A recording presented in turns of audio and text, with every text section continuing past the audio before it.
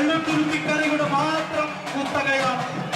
വെള്ളുത്തുരുത്തിക്കരയിലെ വെള്ളുത്തുരുത്തിക്കാവ് ഭഗവതി അമ്മയുടെ തിരുനന്നതികളാടുന്ന മുത്തച്ഛനുകളാണ് മറ്റുള്ള നാട്ടുകളിൽ ഒട്ടുമുക്കാലും പോകുന്നത്.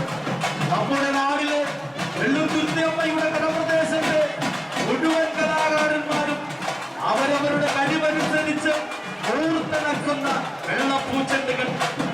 നിരവധി ദിവസത്തെ പരിശ്രമം.